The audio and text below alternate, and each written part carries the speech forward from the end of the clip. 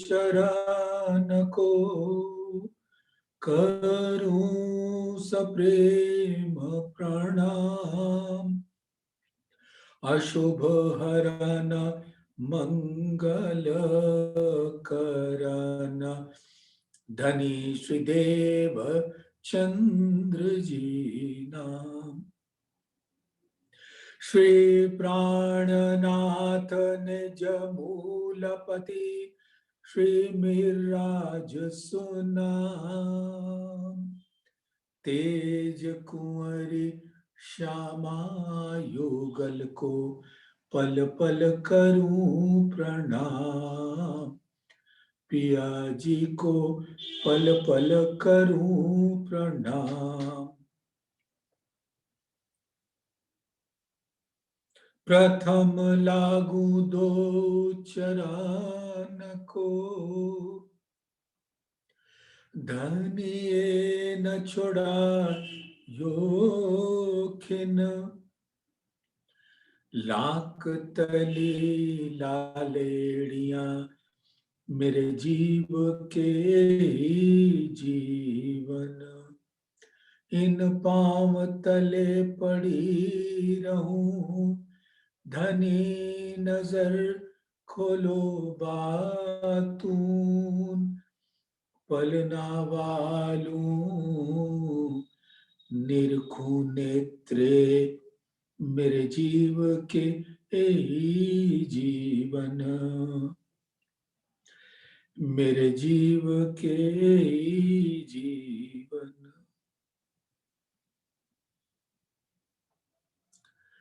धामधनी अक्षर अतीत के परम लाडले सुंदर साथी जी, आपके मूल स्वरूप, आवेश स्वरूप, प्रतिबिंबित स्वरूप, हुक्म स्वरूप, सभी स्वरूप एक है।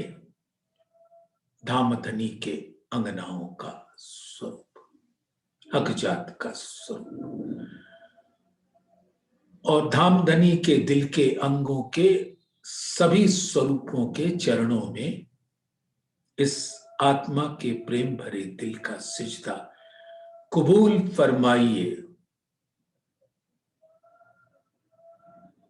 प्रणाम जी सुंदर साथ जी, प्रणाम जी सुंदर साथ जी।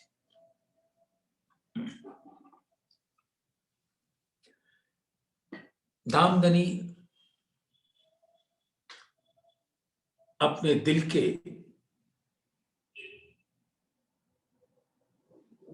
अंदर से जो खिलवत की वाणी प्रस्तुत की है हम रूहों के वास्ते, इसमें माया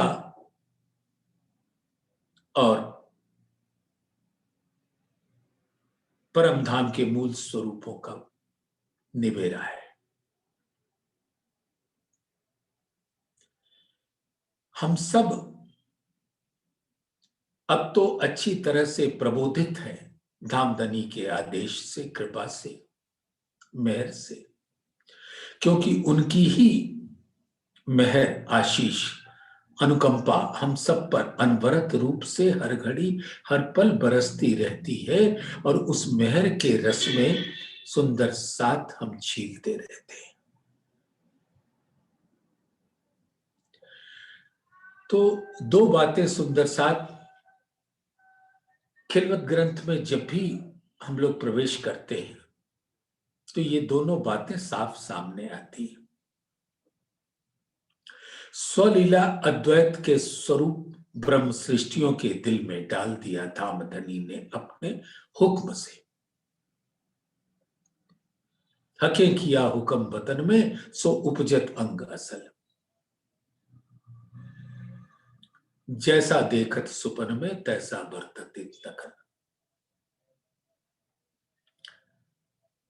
हके हमारे दिल पर यूं कर किया हुक्म,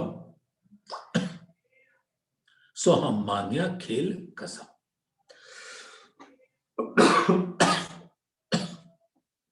धामधनी की कृपा से जो वाणी आई है सुंदर साथ, ये सिर्फ चितवन की वाणी है। वाणी के एक एक हर्फ को, एक एक अंग को अपनी सुरता के द्वारा अपने दिल को एकाग्र चित्त करके धामधनी के चरणों में रखो और वो साक्षात अनुभव करो कि धामधनी अपने सुंदर नूरी मुखार विंद से वो वचन कह रहे हैं जो हमारे मूल तन फरामोशी की अवस्था में नहीं सुन पा रहे हैं, न धामधनी को देख पा रहे हैं, और सुनते तो कुछ कहते वो भी नहीं कह पा रहे। ये मूल तनों की फरामोश स्थिति है। लेकिन धामधनी का अद्भुत करिश्मा है कि ऐसे फरामोश तनों को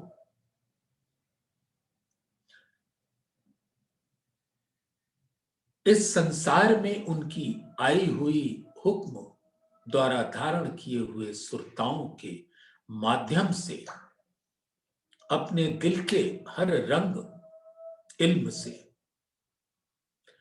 खोल दिए, जो पर आत्म के दिल तक पहुंच जाते हैं।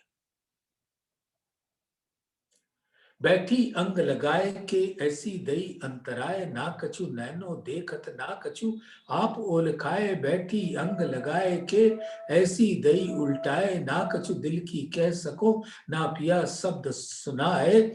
ये ऐसी विकट स्थिति के बावजूद धामधनी अपने लाड़ से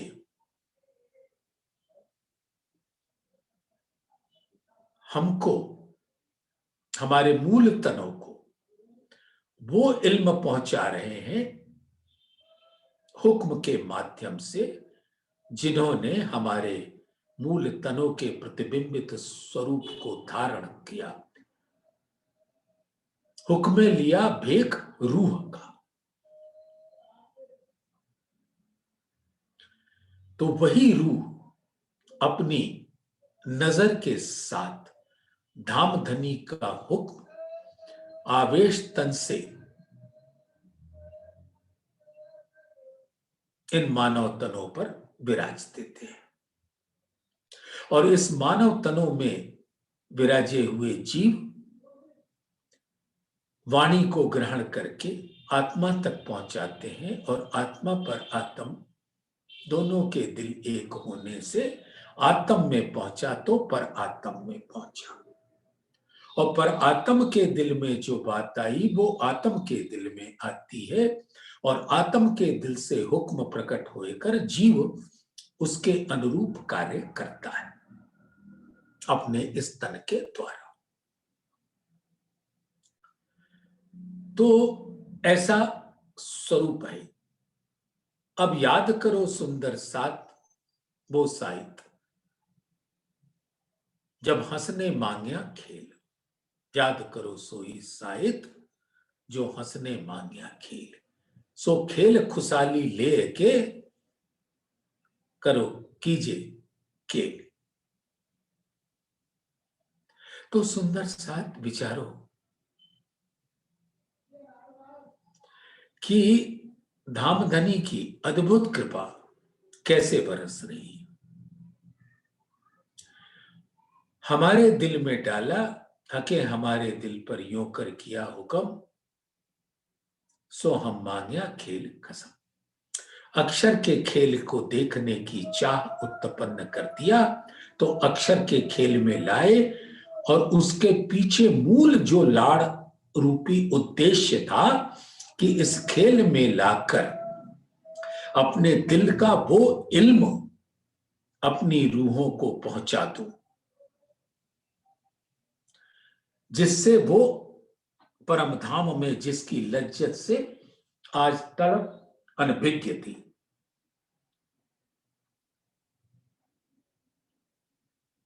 उन्हें कुछ नहीं पता था। और परम धाम में जुदाई हो नहीं सकती, और बिना जुदाई के इश्क रब्द का निवेरा हो नहीं सकता। जब इश्क निकल जाए तो जानते हैं कि इश्क का कीमत क्या है। इसका एक छोटा सा इस संसार में उदाहरण दिया जाता है कि हर माता अपने पुत्र को बहुत अधिक लाड़ से पालती है, और पुत्र थोड़ा हमेशा टेढ़ा ही रहता है। पुत्र या पुत्री, बच्चा, माता उसको पौष्टिक भोजन कराना चाहती है, दूध पिलाना चाहती, उसको पीना ही नहीं, नाक भौं ही सिकोड़ता रहता है। जब पूछो, अभी नहीं, अभी नहीं, हमें ये अच्छा नहीं लगता, ये क्या बना दिया। तो मां का लाड़ का पता नहीं होता बच्चे को, मां के लाड़ रूपी हाथ का भोजन का स्वाद नहीं पता होता। अब पता करने के लिए क्या किया जाए?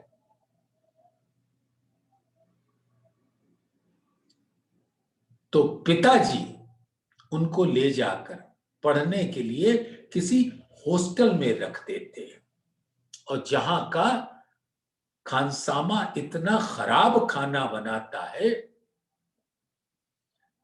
कि बच्चा परेशान हो उठता है, उसको नहीं चाहिए ऐसा खाना। उसके बाद फिर मां के हाथ का भोजन याद आने लगता है, उसका स्वाद उसकी जुबान पर लहराने लगता है।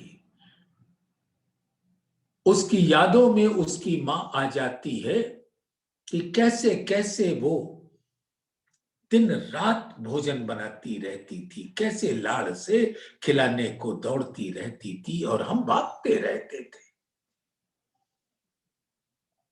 हमें समझ ही नहीं था कि लाड़ होता क्या है। तो ये दूर करने से उनको जब पता लगा, और तब बच्चा जब घर में छुट्टी में आता है तो मां को कहता है, बस मां, अब तो तू खिलाती जा और मैं खाता जाऊं, और मुझे अब किसी और बात की चिंता नहीं, मुझे कोई और भोजन नहीं चाहिए, बस मां, मां आप भोजन खिलाते रहो, अपनी लाड़मयी लोरी सुनाते रहो। वहां ठीक से नींद भी नहीं आती थी, तो अब सुंदर बिस्तरे पे लिटाकर रजाई डालकर मेरे बालों में उंगली सहलाते रहो और मुझे नींद आ जाए। मैं उस नींद का प्यासा हूं जो तेरी गोद गोद तले, तेरी छांव तले मुझे मिला करता था। ये था। तो हॉस्टल में रह के एक विरह की अग्नि जलती थी, मां से विरह की, और जब मिलन होता है तो बस अब उसके दिल के आईने पर मात्र मां ही होती है, और उसके लाड़ की लज्जत तब लेना शुरू करता है वो बालक। उसी प्रकार से रूहें इश्क में इतना गर्क थी कि ये उनका ही सामा है, और विध विध की बातें करते थे। इसके लिए धामधनी ने अक्षर के स्वरूप को दिखा दिया, फिर उसके खेल की बातें बताई, और उसमें हमारा दिल लगा दिया, और हमने खेल मान लिया। अक्षर का खेल देखना है, ठीक? देखो, कुछ प्रक्रियाओं के बाद हारी मानी देखो। लेकिन इसके पीछे जो मूल भाव उनके दिल में था कि उनको इश्क का बेवरा कर दूं, अर्श की बादशाही के स्वरूप का दीदार करा दूं और वाहिदत और वाहिद के स्वरूप का ज्ञान दे दूं और वाहिदत की निस्बत वाहिद से कैसी है वो बता दूं और उसी वाहिदत में वाहिद का इश्क लहराता है। तो मूल इश्क वाहिद का है, यानी धामधनी के दिल का है, जो उस दिल की लहरें दिल के अंगों में बहती रहती है, क्योंकि उसी दिल के वो अंग है। तो एक कार्य रूहों का अब सब सुंदर साथ हम जान गए हैं, लेकिन न जाने क्यों वाणी पढ़ने के बाद, उसका मनन करने के बाद, सत्संग करने के बाद, धामधनी के स्वरूप को चितवन में डालने के बाद भी न जाने क्या हो जाता है कि हम थोड़े तिरछे तिरछे हो जाते हैं, भटक जाते हैं, क्योंकि दुनिया के तो बहुत सारे काम होते हैं, उसी में उलझ जाते हैं। तो धामधनी आगाह कर रहे हैं और अक्षर का खेल का जो स्वरूप है वही मैं है, माया की मैं है। और वो माया किसके हुक्म से प्रकट हुई? धाम धनी के हुक्म से। ये माया छे अति बलवंती, उपनी छे मूल धनी थकी। ये कहीं और से इसका प्रकटीकरण नहीं हुआ, और इसका बल तो ऐसा है कि मुनि जन ने मनाव्या हार, और शिव ब्रह्मादिक न लहे पार। आप सब सुंदर साथ न जाने कितनी बार इन चौपाइयों का मनन किया है, गुणन किया है, धारण किया है, लेकिन फिर भी उस माया के बल से हम छूट नहीं पाते। जैसे माया तो एक माया जिसका स्वरूप ही मैं है, माया कहो या मैं कहो एक ही बात। और माया एक ऐसी रस्सी है जो हमें गले में डालकर लटका देती है पेड़ से। ये संसार रूपी पेड़ पर जो यहां पर 5 तत्वों का तन मिला है, उसके गले में आटी लगा के लटका देती है, तो प्राण अब निकले तो तब निकले। ये हाल रहता है हमारा सबका। हम सब उसी नाव में बैठे हैं सुंदर साथ, बातें कर लेंगे लेकिन वो रस्सी नहीं निकाल पाते, और रस्सी निकालने का बल तो धामधनी ही कर सकते हैं। माया भी धामधनी के हुक्म से, और उस माया का जो हाथ है, पैर है, स्वरूप है, वो जैसे नाग का फन होता है, लपलपाती हुई जुबान, डसने को तैयार। ऐसा ऑक्टोपस हो जाता है। ऑक्टोपस एक ऐसा जानवर है कि जो अगर अपना पंजा आपके तन पे गाड़ दे तो आपके शरीर में रक्त की हर बूंद वो अपने पंजे के नाखूनों से अपने अंदर खींच लेगी, और आप रक्त विहीना हो जाओगे और आप निर्जीव हो जाओगे। ये रक्त क्या है? आत्माओं के अंदर बहता हुआ वाहिदत का इश्क।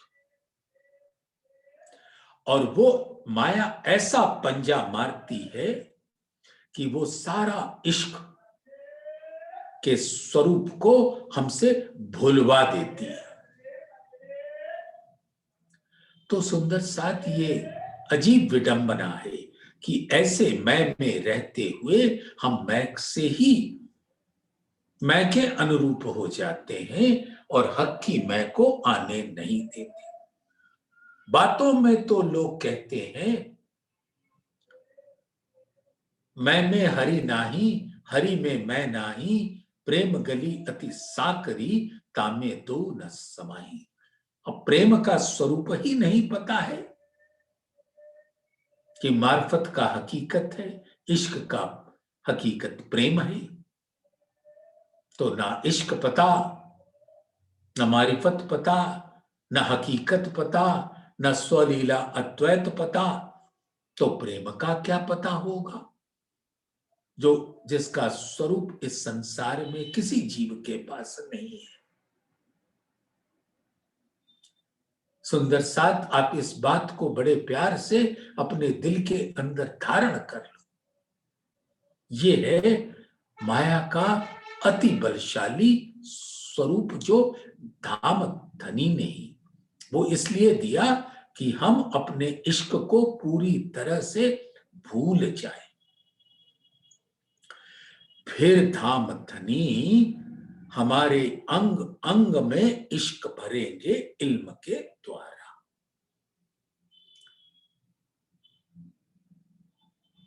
तो जिस इश्क के बल पर हम धाम में कूदते थे उसको दिया भुलवाए और अब अपना इश्क का स्वरूप दिया भरा है।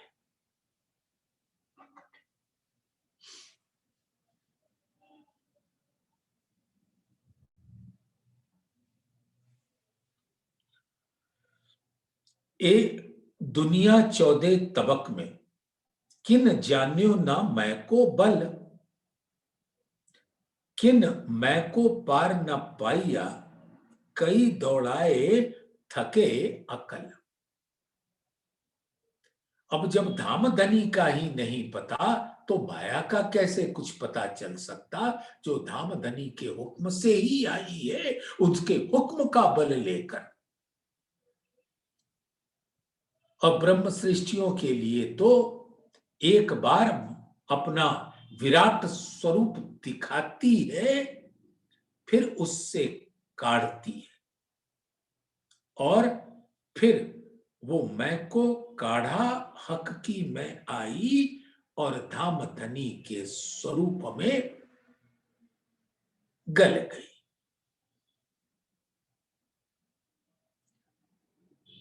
और सुंदर साथ, ये माया जो अक्षर ब्रह्म की मूल प्रकृति है, तो जो कुछ भी धाम धनी करवाते हैं वो अपने हुक्म से, अपने ही हुक्म के स्वरूप नूर जलाल में के दिल में डाल देते हैं। तो उनके दिल में वो इच्छा का स्वरूप ही माया का स्वरूप है, जिसका मूल धाम धनी का अक्षरातीत का नूर जमाल का हुक्म है। हुक्म नूर खुदाए का, नूर धाम धनी का दिल, और उससे ही जो इच्छा प्रकट होती है, हुक्म का वो मूल होता है।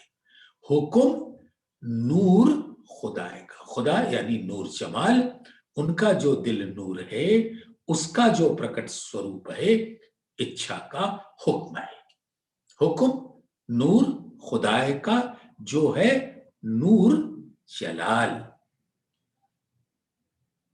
और वो नूर जलाल धामधनी के सत अंग,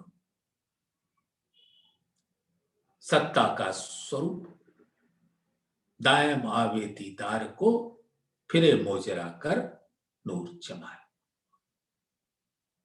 नूर जमाल ही उनके, नूर जमाल का दीदार ही उनका खुराक है। तो अब इस दुनिया के अंदर जो रूहों के लिए ही ये दुनिया प्रकट की गई है, दुनिया वाले अपने में ही मस्त हैं, लेकिन ब्रह्म सृष्टियां अब धामधनी के इल्म से जब नवाज दी गई तो वो देख सकती है कि दुनिया में जो कुछ भी हो रहा है वो धामधनी ने हमको ही दिखाने के वास्ते ये खेल बनाया है, खेल किया हम वास्ते।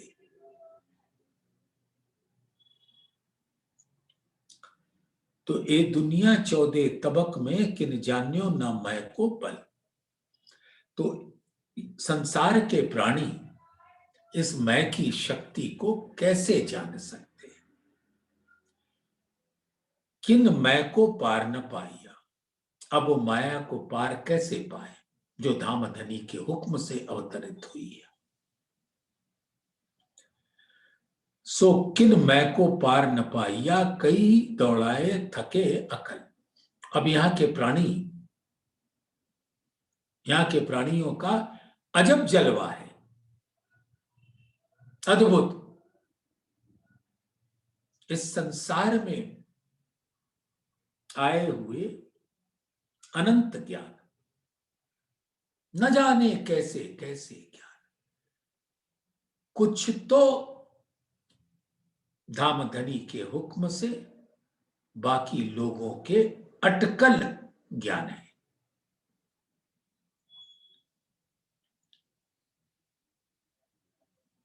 तो उस अटकल ज्ञान को लेकर ढूंढते हैं उस मैं के स्वरूप को, लेकिन उसके सागर से पार नहीं पाते। तकलीफ ये है सुंदर साथ, सूरज की किरणें नहीं जानती हैं सूरज के स्वरूप को, हो सागर की लहरें नहीं जानती हैं अपने मूल स्वरूप सागर को। उसी प्रकार से माया के से उपजे ये जीव रूपी प्राणी नहीं जानता है मैं के स्वरूप को, और माया का स्वरूप तो भटकाने वाला होता है। जैसे परम धाम की ब्रह्म सृष्टियां धामधनी के नूर की किरणें हैं, वाहिद की लहरें वाहिदत हैं, तो हमने वाहिद को ना जाना, नूर को ना जाना, और अपने ही सौंदर्य में रचे रमे पगे।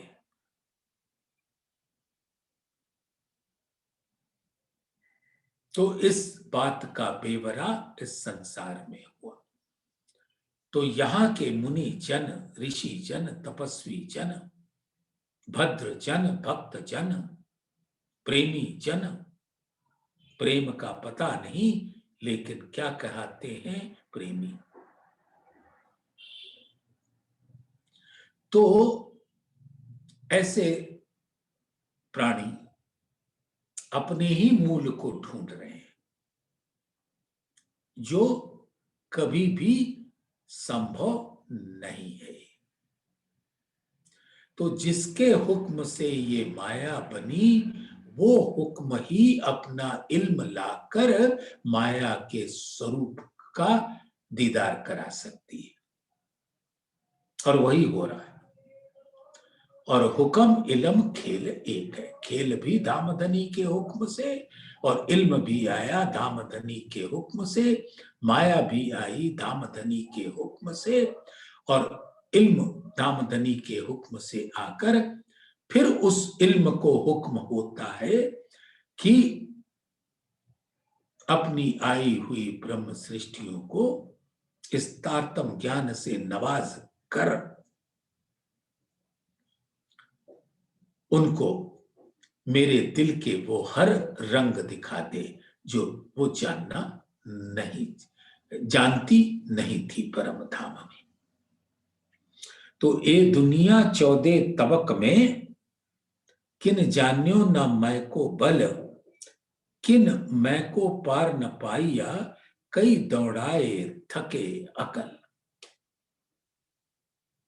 इन मैं में डूबिया सब कोई, सब माया के स्वरूप हैं, सब उसी में डूब जाते हैं। या को पार न पावे कोई, तो सूरज की किरणें सूरज में, सागर की लहरें सागर में, और माया के अंग माया में। और माया के स्वरूप में से कोई छलांग लगाना चाहे तो वो संभव नहीं है। वो माया को ही ब्रह्म का स्वरूप मान लेते हैं।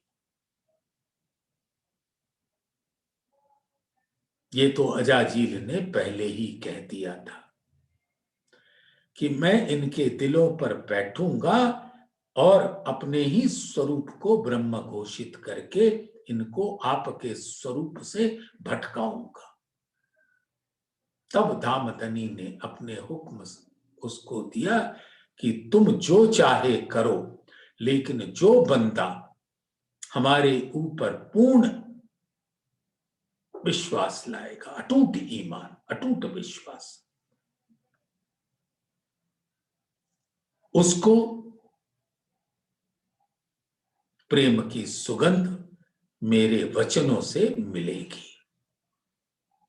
और जब प्रेम की सुगंध मिलेगी तब वो यहाँ के शरीर और जीव और संसार की ख्वाहिशों को, माया की मैं को तज कर धामधनी के मैं को, जो उसके आत्मा के दिल में विराजमान है, पहचान हो जाएगी और वो धामधनी के मैं की नाव पर बैठकर अपने धाम पहुंच जाएगी।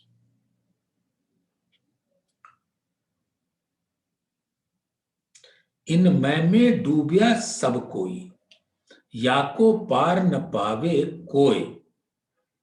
या को पार सो पावही, जाको मुतलक बख्शीस होए।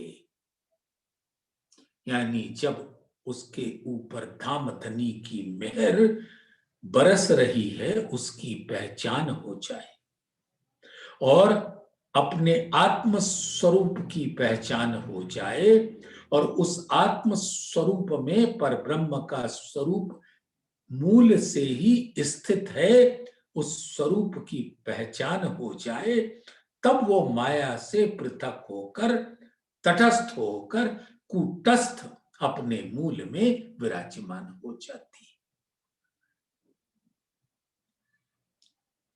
तो याको पार सुपा वही, जाको मुतलक बख्शीस होए। और ये होएगा कैसे? धामधनी के मुखारबिंद से उतरी हुई वाणी, तारतम का स्वरूप, तारतम के विस्तार का स्वरूप से जब सुंदर साथ नवाजा जाता है, यहां पर विराजमान उन परम हंसों के द्वारा जो परम धाम की ब्रह्म सृष्टियां जागृत होकर बैठी हैं और धामधनी के हुक्म से जागृत कर रही है। और जागृत होने के बाद सब अपने आत्म स्वरूप में स्थित हो जाती। तुम सदगुरु दीपक भय, किए जो आप समान।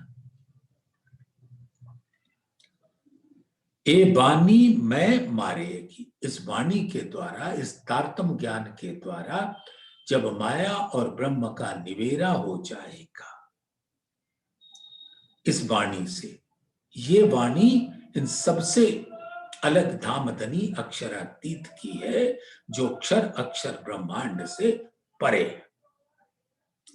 तो इन बानी ए बानी में मारे की सुनी होए मोमिन। और ये सबसे पहले ब्रह्म सृष्टियां ही इस वाणी को ग्रहण करती। दुनी तरफ की जीवती कबहू न रहवे इन। तो अब दुनिया की हर ख्वाहिश उसके दिल से निकल जाती है। मैं इन गिरोह की काढ़े एक धनी धाम, और सुंदर साथ के दिल से माया की मैं को निकालने वाले उनके ही प्राण के प्रीतम धाम धनी अक्षरातीत नूर जमाल है।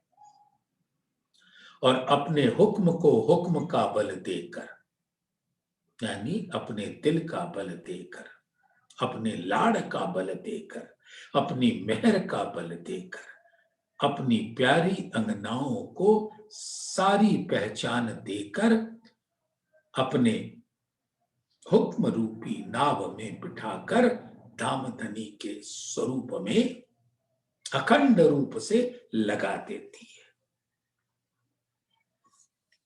तो ए बानी में मारेगी, इसी बानी से माया से पृथक हो सकता है सुंदर साथ। और ये मोमिन सुनते भी हैं, लेते भी हैं, और पूरी उम्मीद है कि वो अपने अंदर विराजमान हक की मैं को देख सकते हैं, दीदार कर सकते हैं। और फिर जब ये मैं हटती है तो दोबारा उस मैं में जाना नहीं चाहती। उसको तो धामधनी की मैं का रस स्वाद लग गया है, वाणी का स्वाद लग गया है। तो ए मैं इन गिरोह की काढ़े एक धनी धाम, ए मरे पेड़ से हुक्मे ले साहेब के कलाम। अब ये माया की मैं पूरी तरह से धामधनी अपने हुक्म से सुंदर साथ के दिलों से काढ़ लेते हैं। कैसे?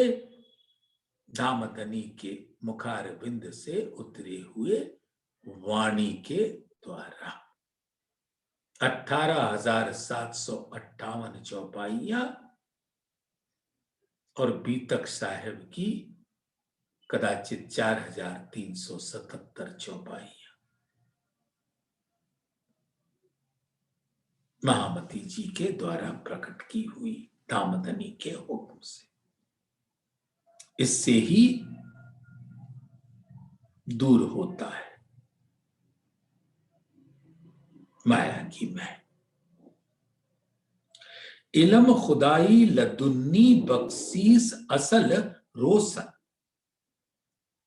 तो धामधनी अपने दिल से ये इल्म प्रकट करके उसकी कुंजी भी देकर बख्शीश किया, उनकी लदुन्नी कुंजी, जिससे धाम का असल रोशन हो जाए, यानी हकीकत मार्फत रोशन हो जाए।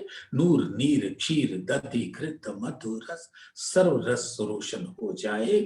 धाम के 25 पक्षों का स्वरूप उनके दिल में आ जाए और स्वलीला अद्वैत की लहरों का रसपान हर घड़ी हर पल धामधनी के चरणों में रहकर करती रहे।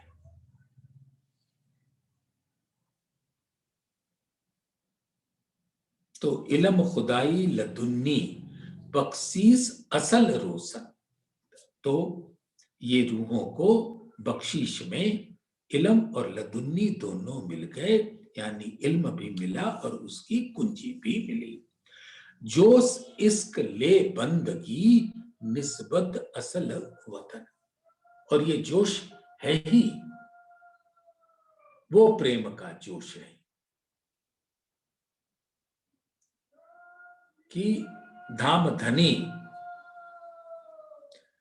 जब इल्म देते जाते हैं तो आत्मा उस इल्म को ग्रहण करके उसके अंदर धामधनी के मिलन की जो चाहना है, उसका इतना अद्भुत शक्तिशाली आकर्षण है, उमंग है, उत्साह है, उल्लास है, ऊर्जा है इतनी ऊर्जा आती है कि वो जोश के लावे के रूप में आत्मा के दिल से प्रकट होती है, और इतनी ऊर्जा होती है कि वो आत्मा के स्वरूप को अपने मूल स्वरूप से अरस परस कर देती है, और सब ये इश्क का बल हो जाता है। जोश इश्क ले बंदगी निस्बत असल वतन, परम धाम में जो मूल निस्बत है वाहिदत की वाहिद से, ब्रह्म सृष्टियां रूहों की निस्बत धाम धनी के दिल से, वही असल निस्बत है, और अपने परम धाम का सुंदर अद्भुत स्वरूप इस बख्शीश के द्वारा हो जाती है। अब यूं हक को याद कर ले हुक्म सिर चढ़ाए, ए हक बिना मैं दुनिया की, सो सब मैं देऊं उड़ाए।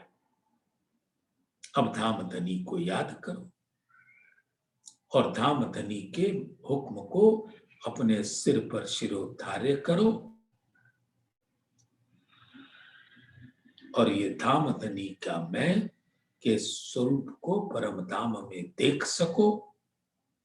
ए हक बिना ना दुनिया की, सो सब मैं देऊं उड़ाए। तो धाम धनी की मैं आते ही दुनी की मैं निकल जाती है, और वो सब महामती जी कहते हैं कि धाम धनी के हुक्म से मैं उसको उड़ा दूंगी, यानी उसको बिल्कुल आपके अंग अंग से काढ़ लूंगी।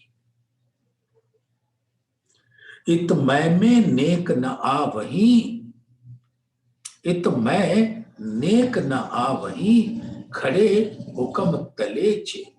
और जो धाम धनी के हुक्म से उनके चरणों में, उनके दरबार में अपने मूल स्वरूप से खड़े हैं, उसमें ये माया की मैं तो नेक क्या थोड़ा भी नहीं आएगी।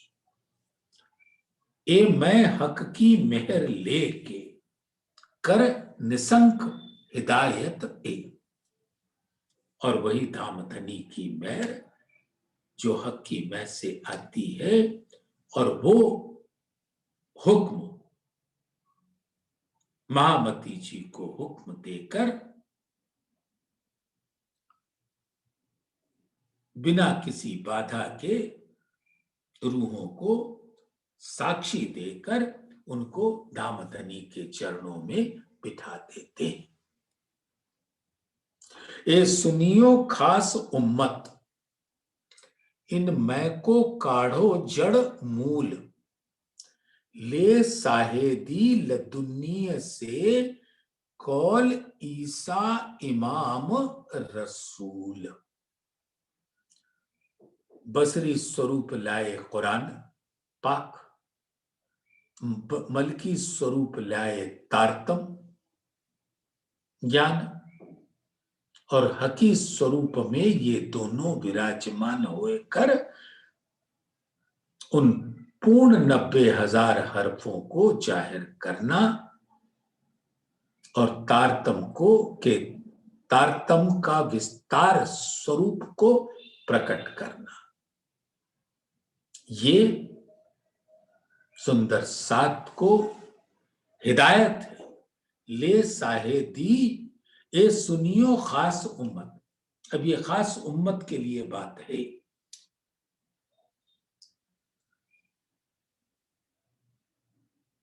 और वो बात ही यही है कि जो रूह कहावे अर्स की, माहे बका खिलवत, यानी जिनके मूल तन परम धाम में है। ए जो रूह कहावे अर्स की,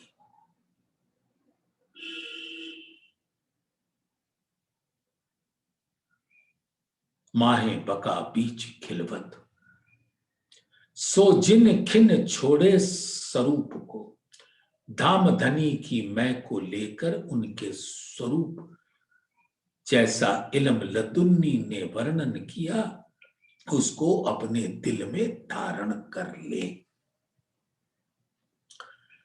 तो ले साहेदी लदुन्नी से कौल ईसा इमाम रसूल। अब श्री जी साहेब जी के स्वरूप इंद्रावती जी के दिल के अंदर दामदनी का पूर्ण स्वरूप आवेश से विराजता है। श्री धनी जी को जोश आत्म दुल्हिन नूर हुकुम बुध मूल वतन। आत्म दुल्हिन यानी आनंद अंग, नूर सत अंग, नूर जलाल का स्वरूप, और हुक्म धामधनी के दिल का स्वरूप। और वही उस पर धामधनी की नजर होने से वो आवेश स्वरूप की ऊर्जा लेकर बैठता है। इसलिए जो वाणी उस स्वरूप से प्रकट होती है वही धामधनी का वांगमय स्वरूप है, आवेशित वाणी है, आवेश से प्रकट हुई वाणी है। तो इल्म लदुन्नी, इल्म जो 90,000 हर्फ सुने और मलकी स्वरूप जो कुंजी ले आए लदुन्नी, और हकी स्वरूप उस कुंजी से उन 90,000 हर्फों का खुलासा कर देते। तो ए सुनियो खास उम्मत, इन मैं को काढ़ो जड़ मूल। इसको जड़ से काट दो। कैसे काढ़ोगे? हाँ, मेरा लाड़ रूपी मेहर तो तुम्हारे संग ही अंग संग। अब मैं अपना हुक्म से माया की मैं को पूरी तरह काट दूंगा और तुम मेरी मैं के अंदर सवार हो जाओ। हक की मैं ले साहेदी लदुन्निया से कौल ईसा इमाम रसूल। ईसा मलकी स्वरूप, इमाम हकी स्वरूप, और रसूल बसरी स्वरूप। हके किया हुक्म वतन में सो उपजत अंग असल। जैसा देखत सुपन में ए जो बरतत इत नकल। अब ये मूल कहां से? सब धामधनी के दिल से, नूर से, वाहिद से, मार्फत से, मूल अद्वैत से। धामधनी के इच्छा के बगैर न परम धाम में कुछ होता है और न इस संसार में कुछ हो सकता है। हके किया हुक्म वतन में, परम धाम में, हम रूहों के दिल के ऊपर, हके हमारे दिल पर यूं कर किया हुक्म सो हम मांगिया खेल खसम। तो हके किया हुक्म वतन में सो उपजत अंग असल। अब ऐसा हुक्म किया कि हमारे मूल तनों के दिल में बात आ गई कि अक्षर का खेल माने। सब लीला कैसी कैसी हुई अब तारतम वाणी से हम सबको पता है, और हम अपनी सुरता भी लगा सकते हैं उन खिलवत की बातों में। कैसे कैसे धामधनी ने समझाया तीजी भूम पर दूसरे प्रहर के आधे प्रहर में, 3 से 4:30 बजे तक।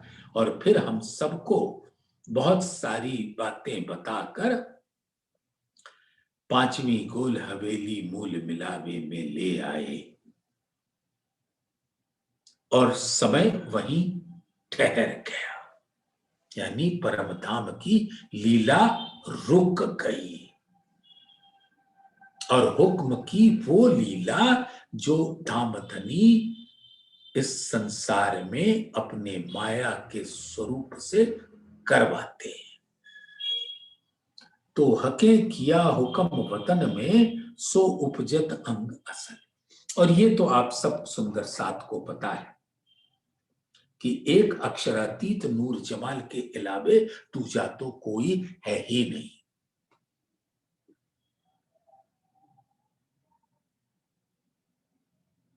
परम धाम के 25 पक्ष भी धाम धनी के दिल के अंग है, नूर तन है। और उनके सबके अंदर चेतन रूप से धाम धनी का दिल ही विराजता है, क्योंकि वो वाहिदत की लहरें, वाहिद की लहरें वाहिदत के स्वरूप है। और ऐसे ही ब्रह्म सृष्टियों का स्वरूप है। अब हमें ये बात अपने दिल में धारण करनी होगी कि अपने ही दिल के अंगों के दिल में अपने दिल से उपजी बात डालती और हमेशा डालते हैं, और वही हुक्म का स्वरूप हो जाता है। जो बात करनी है हकें, पहले लेवे माहे दिल, पीछे सब में पसरे, जो वाहिदत में असल। अब परम धाम में सारे स्वरूप तो वाहिदत के हैं, जो कछु चीज अर्स में, सो सब वाहिदत माहे। जरा एक बिना वाहिदत, सो तो कछुए ना है। ठीक है सुंदर साथ, बात समझ आ रही है? तो धामधनी के दिल से ही परम धाम की लीलाएं होती हैं, उनके दिल से ही इस माया का स्वरूप प्रकट होता है, और उनके दिल से ही यहां की लीला होती है। तो पर आत्म के अंतस्करण जेती बीतत बात, तेती इन आत्म के करत अंग साख्यात। धामधनी के दिल में आया, वो पर आत्म के दिल में आया, वो आत्म के दिल में आया, और आत्म के दिल से हक की मैं धामधनी का हुक्म उस जीव पर पड़ता है, और वो जीव उसी के अनुरूप कार्य करने लगता है और वाणी को ग्रहण करता है, और उसका रस आत्म को पहुंचाकर पर आत्म तक पहुंचाता है। तो हके किया हुक्म वतन में, सो उपजत अंग असल। जैसा देखत सुपन में, ये जो बरतत इत नकल। तो जैसा धामधनी ने हुक्म दिया और इन रूहों के परम धाम की मूल तनों में आई, और उनके तन से उनके दिल के स्वरूप के नजर को अपने दिल में ले लिया, और दिल में ही वो खेल लिया। तो दिल रूपी पर्दा पर रूहें अपने दिल के नैन की नजर से खेल को देख रही हैं, और हुक्म के द्वारा इस संसार में आवेश स्वरूप, फिर इन मानव तनों में आत्माओं को हुक्म लिया बेक रूह का, आकर विराज जाते हैं।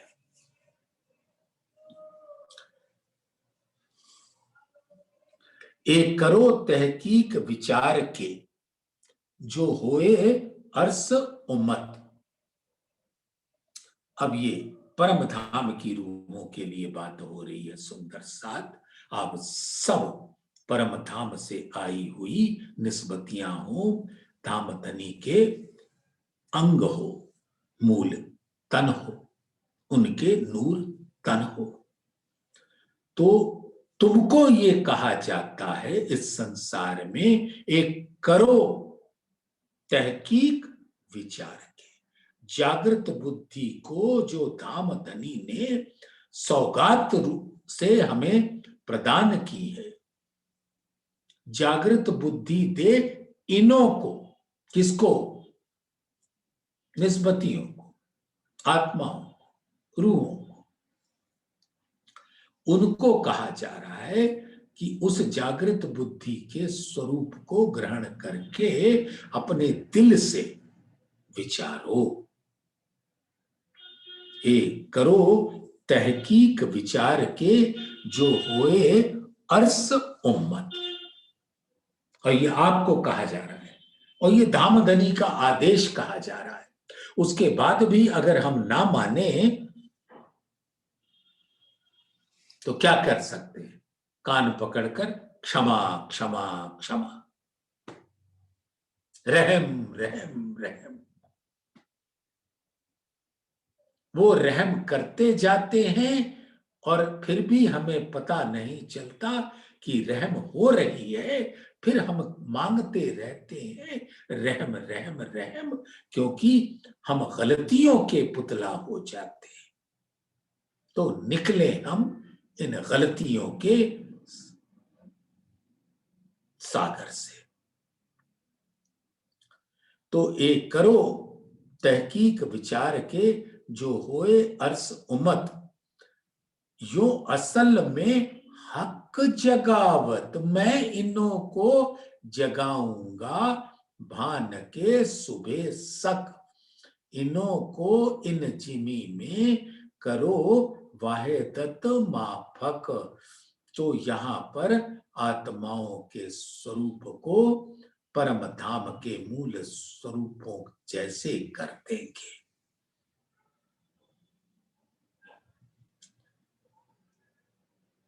तो मूल उद्देश्य धामधनी का है